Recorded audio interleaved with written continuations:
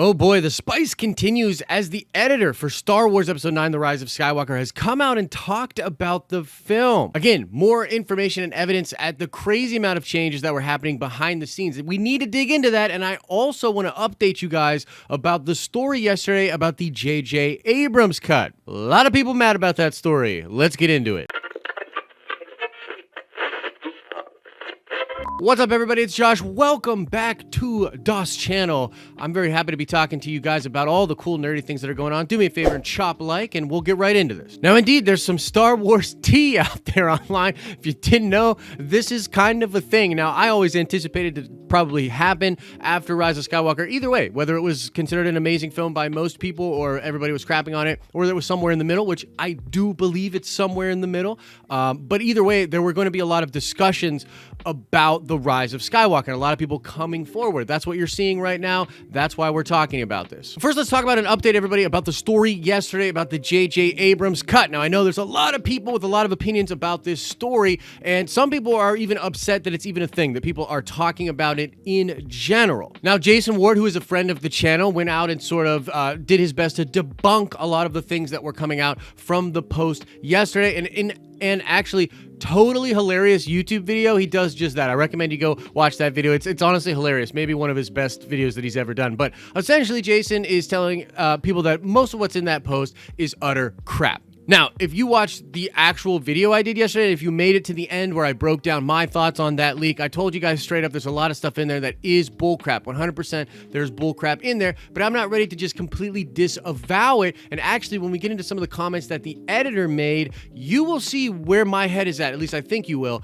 because I can't just say that it's all crap. There's a lot of smoke over there. I believe there's some fire to the story. And honestly, guys, however you look at this, if you look at the popularity of that post, I know some people were dogging me about that. They were like, oh, so popular equals truth. That's not exactly what I'm saying, but what I'm saying to you is there's enough people out there that believe this could have happened that they propelled this story to crazy heights. Like, this thing absolutely blew up. Like I said, it was trending on Twitter yesterday. You just can't ignore that. This is something, and people are very hungry for the truth about the sequel trilogy. And let me just say for the millionth time here, where do I stand on all of this? I really like Episode 9. I like it more than a lot of people out there, but overall, my score for the sequel trilogy is like a C+, and I think that's kind of generous, and I think that fans really do deserve to know all of the dirty laundry. We'll probably never get it. We're forced to sort of do videos like this and speculate, but ultimately, we deserve to know what the hell happened. Like, honestly, I think we really do. And JJ could make this really simple and just come out and comment about it as well.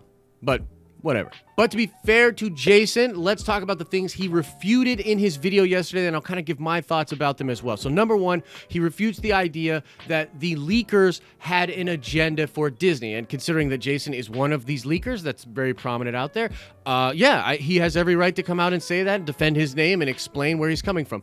I highly doubt that that Jason's on Disney payroll. In fact, I'm 99.9% sure that he's not, considering some of the conversations I've had with him and different things like that. So I'm going to go ahead and say, yeah, I see where Jason's coming from, but I also have something else to say about that. Number two, Jason says that the thing about the Force ghosts in that leak yesterday is total crap. And here's the thing.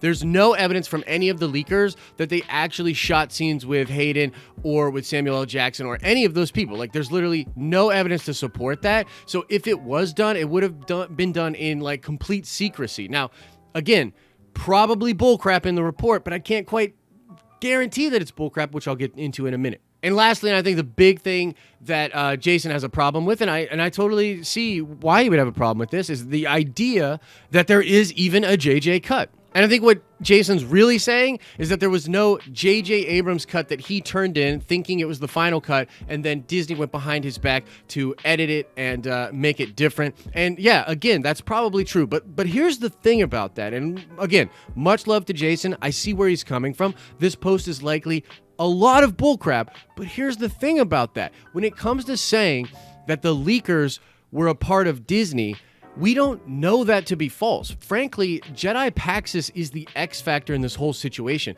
We've had Fantha Tracks, we've had Jason, we've had a lot of, different scoopers out there for Star Wars for a long time. Leaks are a thing. I talk about leaks a lot. It's just a part of the culture now. But the X factor for episode 9 was Jedi Paxis. And whoever gave Jedi Paxis that information, we don't know that that wasn't Disney. In fact, there's some evidence to suggest that it could have been Disney. We don't know that, but I get where Jason's coming from, because he's like, no, not me. Totally fair. But I know that Jason doesn't know about Paxis fully. So we don't know. Number 2, the Force Ghost scene. Now, in all likelihood, Jason's 1,000% correct here. There was likely no scene shot with these people. However, I know for a fact that Jason was holding out hope that they did shoot something secretly and that we were going to see Anakin in the film. Now, at one point, it became clear that that was not the case. And so, yeah, I'm going to go ahead and say I agree with him that it's next to impossible that there was actually scenes shot with Hayden Christensen. But again, we don't know for 100%. Now, number 3 is where Jason is saying that there's no way there's a JJ cut. And I'll fully admit that the likelihood that this thing was started by people that just have an agenda, that are just trying to make waves, is very high. There's probably not an actual JJ cut somewhere that Disney this betrayed, right? However, we also know for a fact that they were changing this film a lot, and we'll get into that when I talk about the actual comments from the editor of the freaking movie, right? So, look, we know they were changing a lot, and we know that there was a time given to the theaters that ended up not being true. There was a time quoted at like 2 hours and 37 minutes, and then they changed it. Like, that's true, and I just find that weird, okay? So, do I think there's a different cut of the movie that JJ would have preferred? I do. I'm going to call that the JJ cut. You know what I mean? So, like, conspiratorial, whatever you want to call it, the truth is out there.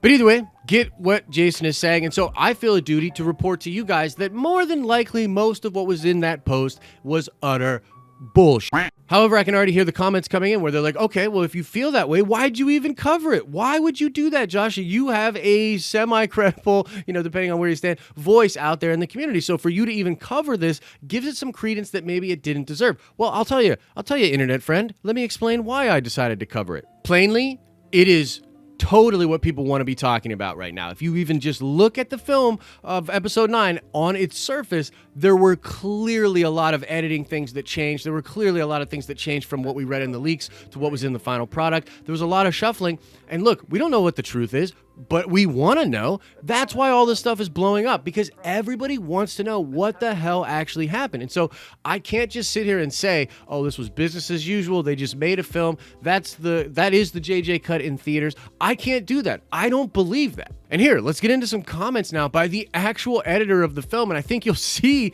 where there's just no way that a lot of what people are saying out there is completely false. Like, it's not all just wrong because it's coming from some maybe bad actors. Do you know what I'm saying? So check this out. Now, this all comes from Maryann Brandon, who is the editor of Star Wars Episode 9, The Rise of Skywalker, and she's actually a JJ editor. She's been with him for a long time. She worked on Mission Impossible 3. She worked on, I believe it was either Lost or Fringe. Neither. It was Alias. Sorry, just looked it up.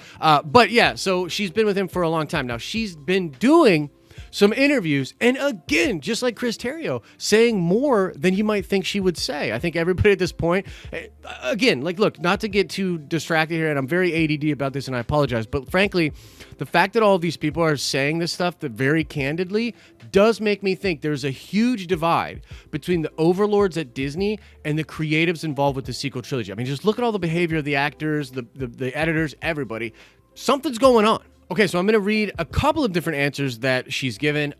These ones here come from a podcast called The Rough Cut via the playlist, okay? So she sat down with them and she was asked some questions, and I just want to go over a few things she said. Number one, she says here, we were definitely still trying to figure a lot of stuff out about she said about the editing process. It's a struggle. It affected everything. About a third of the way through, Kathy was like, JJ has got to spend more time in the cutting room, and I knew that just wasn't going to happen. Not with the schedule that we were on, not with what he was dealing with on a daily basis. He was just exhausted by the end of the day. She goes on to say, I suggested I cut on the set. We had 2 tented rooms, so I just went wherever JJ was, usually 10 feet away from the camera, wherever the camera was. And I just mobily cut.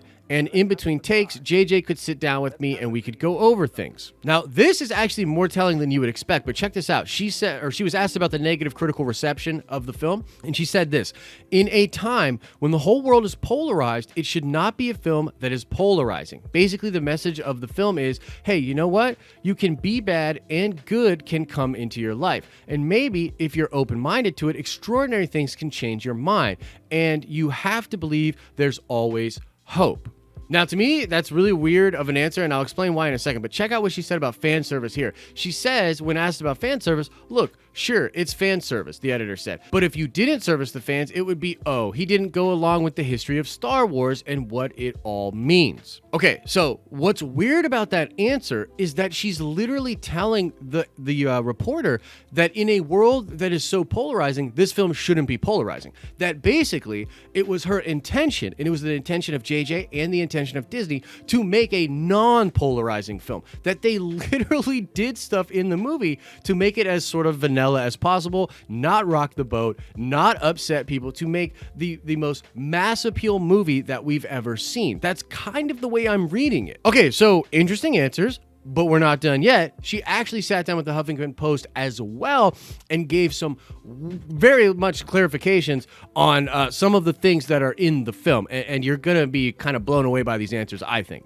And I'm going to read right from the Huffington Post article here. You can go check it out for yourself if you would like, okay? So here's one of the questions. It was all about when Rey and Kylo kissed, okay? So right here, it says, she cut a lot of different versions of should they, shouldn't they. Brandon says, I always said the movie will tell us whether they should kiss or not. We will know by the time we get to the end of our process if it should happen. And I felt it should, and JJ agreed with me, and other people who saw the film agreed. She goes on to say, I know it's not for everybody. I know there will be people who wish they hadn't, but this is a film that was never going to please everyone, and I think that the reviews are kind of reflective of that. The thing the certain people love, other people hated, and that's the phenomenon of Star Wars. Okay, frankly, weird answer when you juxtapose it against her other answer about how they were literally kind of trying to make a film that pleases everybody, right? Now, when it comes to this Reylo thing, I noticed yesterday that there were a lot of people suggesting that the leak about JJ was all meant to be anti-Reylo, right? And it was meant to suggest that JJ Abrams was not a big fan of Reylo and start this whole thing. But here's the thing. I don't even think that's that radical of a statement. I don't think JJ is that big of a fan of it. And I personally read into a lot of what he has said about this thing and the production itself as though the Reylo thing was a real big hang-up for them. And they couldn't quite figure out how to handle it. And I really think Ryan took that idea and ran with it the most. And they felt sort of a responsibility to play into that. And here's my thing. I've always said this. I thought they were going to super downplay that in episode 9 because they knew it was going to upset a lot of different people. And what's really weird about it is the way it played out didn't even make the Reylos happy. Reylos, by and large, reject this movie because of what they did to Ben Solo, and they just kind of kill him off, and they don't give Rey a happy ending, which is a whole other thing on optics, and I'll get into that eventually as well. But frankly, this proves that when it came to the end of the film and when it came to this issue specifically, that they were very back and forth on it. There was a lot of discussions about this and different versions of it shot and edited. Okay, now when asked about Kylo Ren or Ben Solo dying, she gives kind of a short answer here and literally just says he got his redemption, I think, in a lovely way. And right after he disappears, Leia disappears. I'd like to believe that they're together. Now, again, I know a lot of people out there would like to believe that there was a version of this film in which Ben Solo was going to get out alive. There's literally zero evidence to suggest that from any of the leaks that we had previously, even the leaks that we got yesterday, if you don't, buy into them or whatever, there's zero evidence to suggest that Ben Solo was going to live. And I've been telling people for 2 years that Ben Solo was likely going to die in his redemption because it's just Star Wars rules. If you go to the dark side, if you cause a bunch of pain, you are on the path to oblivion. You cannot get out of that, at least in the arcs that we've seen for the major characters. You cannot just get out of that, be redeemed, and then continue to have your story told. This is mythic storytelling. Kylo was bad. He gets redeemed at the end. That's awesome. But he doesn't get to continue to play. He's done in timeout. Force Ghost timeout. Now, the next thing she talks about is Palpatine and bringing Palpatine back in general. Now, this is fascinating stuff here, guys. It's very revealing, okay? So she says that it was kind of tricky in terms of how much of the character's backstory to explain. Now, here's her exact quote. It was kind of a delicate balance and went back and forth a lot about how much we wanted to reveal, she said. Some scenes were changed quite a bit, the way that we wanted to present it to the audience. In the end, we ended up showing a lot less than we started with. There was originally a little more information about it that was keeping Palpatine alive. It seemed to go off topic. There was so much information in the film and so many characters that we wanted to have an audience concentrate on. I think we felt we didn't want to clutter up the film with things you didn't need to know. Okay, weird answer here. And actually, this is something that Jason Ward talked about in his video yesterday about how, like, hey, they had some really bold things planned for Palpatine, and at the end of the day, JJ just took the vanilla route. Now, it's debatable. Now, I'll kind of just paint the picture here. Jason is basically saying that this is all on JJ, or mostly on JJ, that JJ made this decision. JJ was like, okay, let's do this really bold thing with Palpatine, and then he kind of walked it back and was like, nah, let's not do that. That's too crazy, too bold. Walk it back. Let's be vague about it, okay? Which works for some people, doesn't work for others. Frankly, in this article, she's sort of saying that, yeah, as a production, they had a lot more of how to explain Palpatine, right? And I know this is something that drives fans crazy. It's literally just the pathway to the dark side of the Force is a pathway to many abilities some consider to be unnatural. That's it. That's all you get, right? Now, again, doesn't really bother me, but it's interesting, and it really points to the fact that there were a lot of changes. There were a lot of things that could have went into this film, and they decided to take it back and really be vague with it. Now, next up, she was asked about Palpatine being defeated, okay? So check this out. Basically, there's a lot of confusion here. Questions about, couldn't Rey have just unplugged him from that big machine? Brandon said she can't. She can't kill him in anger. So that's really all she says there. But essentially the whole idea here is that, yeah, Rey killed him, but killed him not through anger, but with the Jedis and reflecting all of that and all that. I know there's some people that are like, hey, she killed Palpatine, now all the Sith live in her on Tatooine, and it's actually a really dark ending, which is a totally cool theory. That's just fun for fan speculation. But she doesn't really get too deep here, but just explains that, no, the way it happened was the way it had to happen. She couldn't kill him from anger. Next up, she talked about Snoke, talking about how this was basically just, I'll just read her quote here. She says, I just think that came up as a visual effect that we thought would be really fun for an audience, to create a visual that would tell that whole story. I believe that's successful. We didn't have to change a lot of dialogue. You just see one shot and you kind of get it. I love stuff like that. We can just have a moment where you just see something in the background and go, okay, I totally get that. Now, look, I know many fans would kind of disagree with totally getting that, because, again, what does that exactly mean? On the surface level, yeah, it solves a lot of problems, but it's so dismissive, right? And here they just came up with it as a cool visual idea. So if you're one of those people that really didn't like the film, maybe this is something that you could scoff at.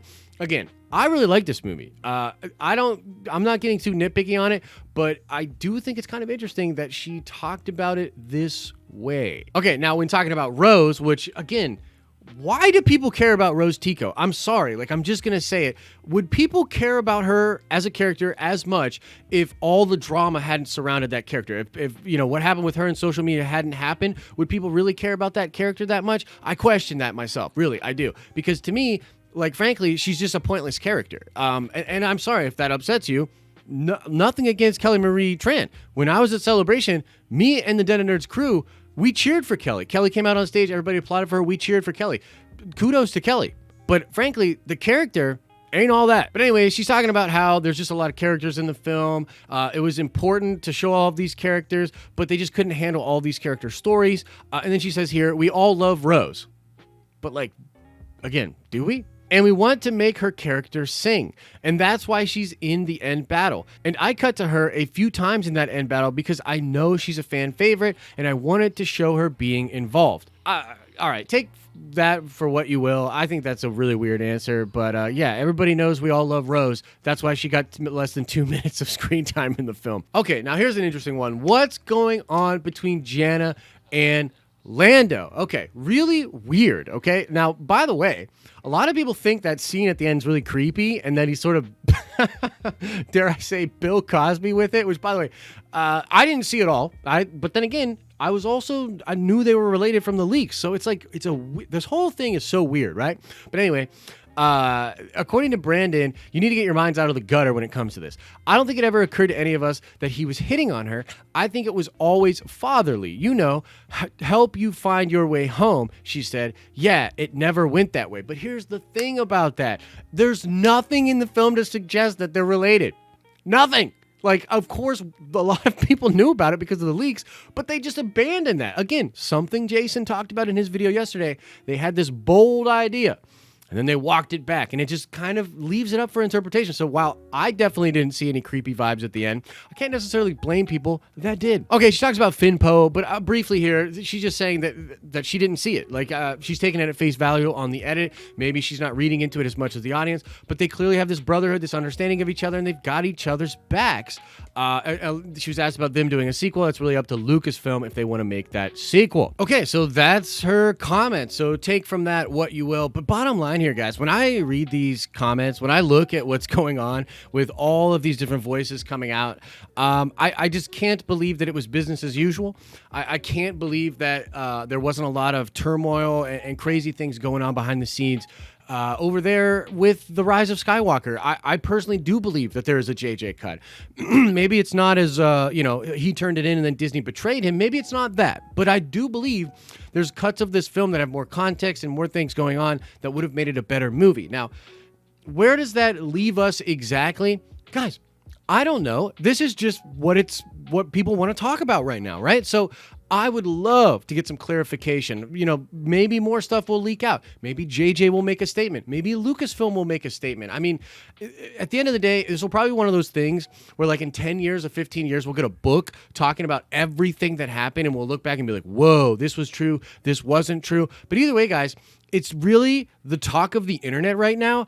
All has to do with the Rise of Skywalker and really the sequel trilogy as a whole. And bottom line here, they should really establish a plan moving forward. I think we're going to get an announcement by the end of the month of who's doing the next film. I personally think Kathy is on her way out and there's a new regime coming in. And I don't really care if people think that's mean. Like, it's not mean. Like, this is just, look, you can't look at where we're at with Star Wars. And again, I'm the positive guy, right? I'm the one everyone's, he's a shill, the den of shills and all that, right? I'm that guy. I like Rise of Skywalker quite a bit. I don't think the sky is falling when it comes to Star Wars. But frankly, as fans, we deserve better. We deserve better. We deserve better films. We deserve a creative vision. We deserve the connective tissue and the ancillary material to actually matter. We deserve all of that to be better.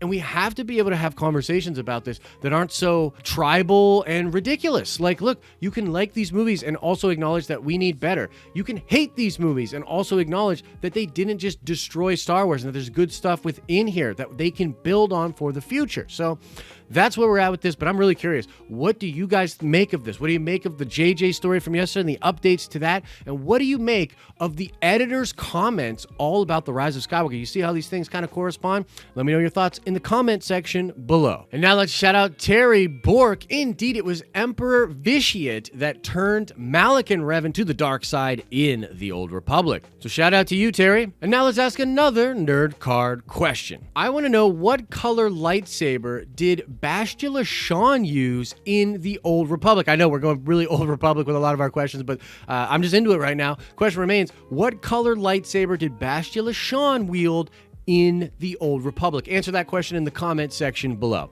As I always say, I hope you're having an awesome and nerdy day, and I'll see you in the next video.